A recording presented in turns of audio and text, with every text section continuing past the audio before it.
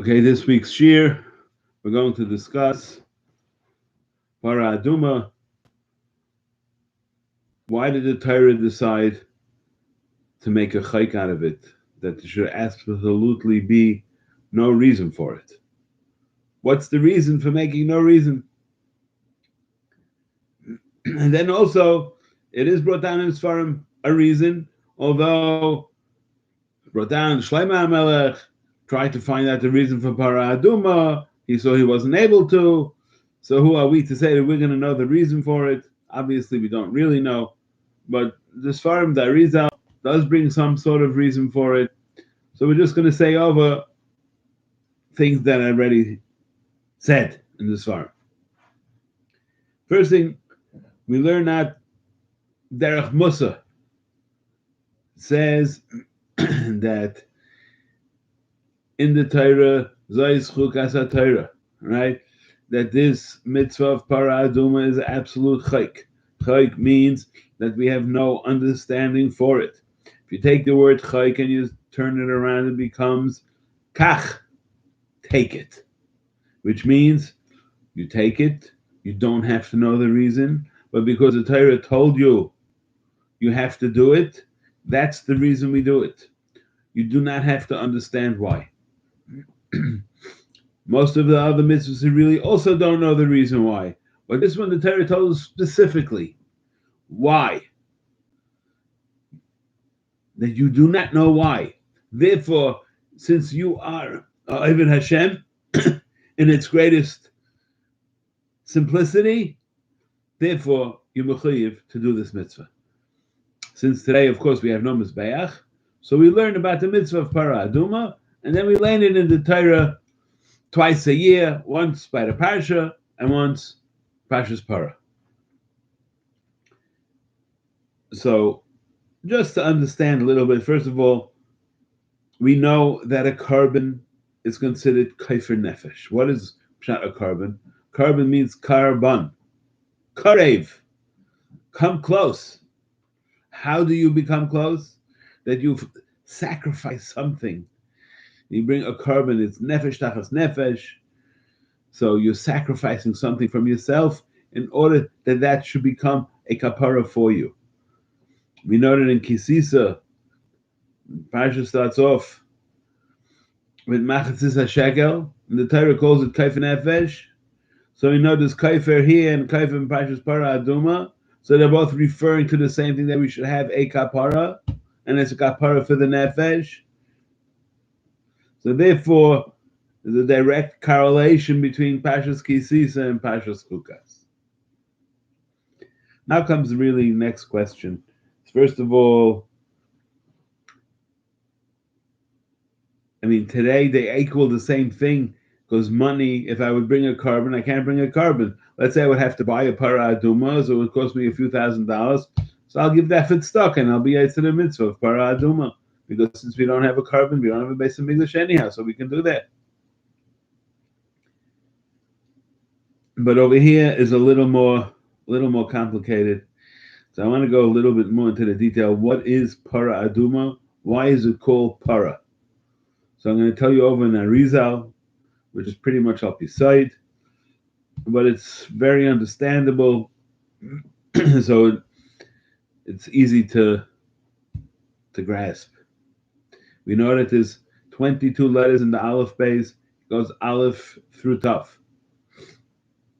We also know that there are certain letters that are called Sofit, or end the letter, which they consist of a mem, a nun, a tzadi, a pei, and a chaf. And it's called, you'll see in Sfarim, it's called mantzpach.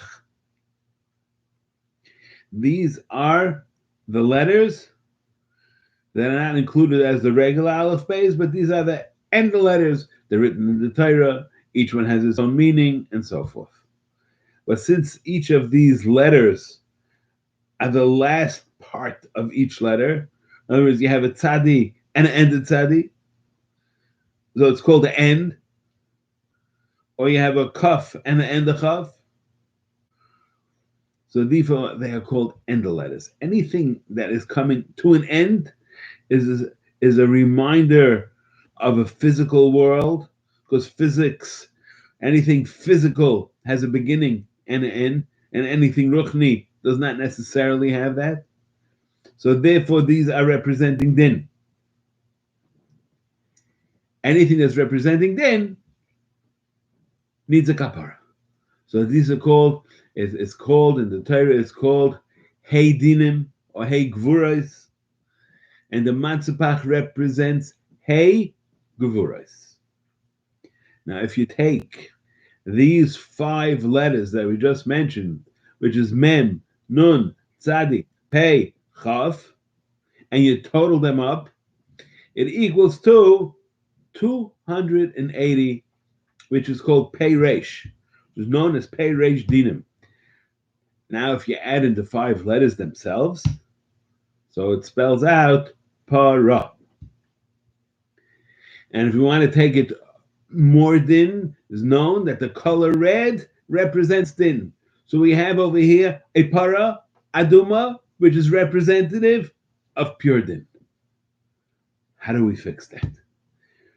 As we know that anything that goes down a low madrega, when you bring it back up, it shoots very, very high. Best example is a rubber band. The further down you pull it, the further up it shoots. And you see from Parah Adumah that in order to reach high levels in Ruchnius, you need to have a kapara from the Efer Parah Adumah. There's a Rosh in Chulin which brings down that why is it that the Amoraim were on a such much higher madrega in Torah than the generations afterwards? What was the kayach that they had? That they still had the Efer Parah Adumah left over from the Beis Hamikdash. And those people who are able to be matar themselves with that Efer were able to reach much, much higher madregas in Ruchnius.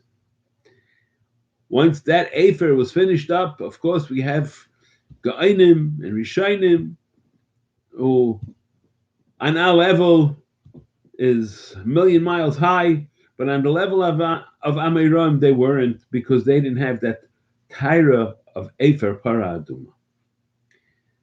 Of course, the reason for the Parah Adumah is, and why it's a para, why dafka a para?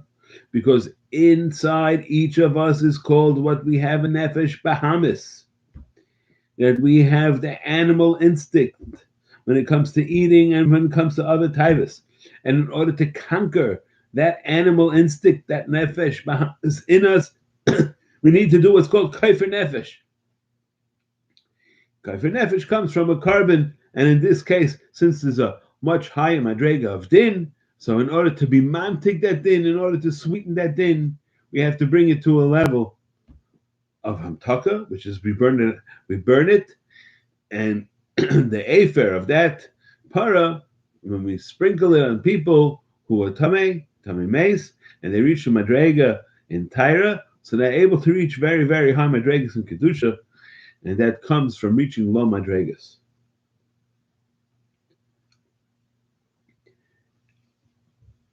Part of it also, you see, for a person to reach a high madrega in kedusha, it has to be b'derech hanivus, which would be on a davar that's hidden from the eye.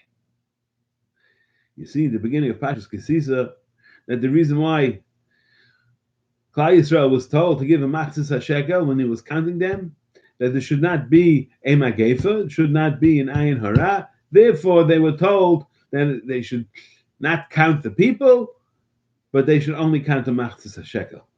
So, ein bracha shriya el adav asum min ayin. The bracha is only falling on something that's hidden from the eye. So, there's different taichin in it. The way the Welt teaches today is that, therefore, if somebody asks you how much money you have, you shouldn't say, because then it'll be revealed, and there may be an ayin hara if a person has more.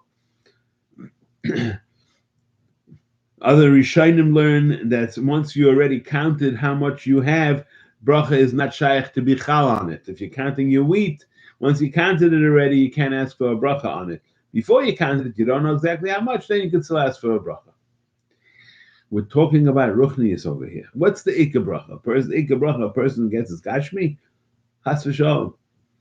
Yeah, we need enough for gashmis to get by, but to have a riboy, to have too much, that's not a bracha. That's an asayin at best, or klala at worst.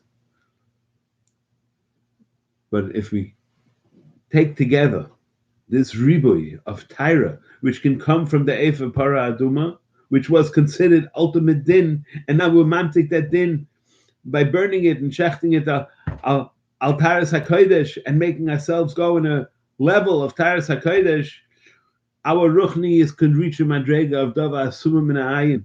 And Dava Asumah Min Ha'ayin over here means that we are in honor of in all the Torah that we get. We can't go around showing it off. It has to be a bracha that's hidden from the eye. We don't walk around with the grace of pelts to say, I'm the greatest Talmud Chacham in the world. We walk around derech hanivas. That's a bracha. That ain't a bracha shruya el al Dava Asumah Min Ha'ayin. Of course, it's going on a Dava ruchni. Therefore, I just wanted to say, just to sum up quickly, the pshat, why does a din Parah Adumah is to get rid of our nefesh bahamis, and we take it to the ultimate din, which we said was the manspach plus the 5 letters, which is gematria para 285. Manspach is 280 plus the 5 isis is 285. That's the ultimate din, and the fact that it's red, that you can't even have 2 black hairs on it, is showing you there has to be an ultimate din, mamash a pure din. You have a pure din, you can be matarit din to be a pure kapara.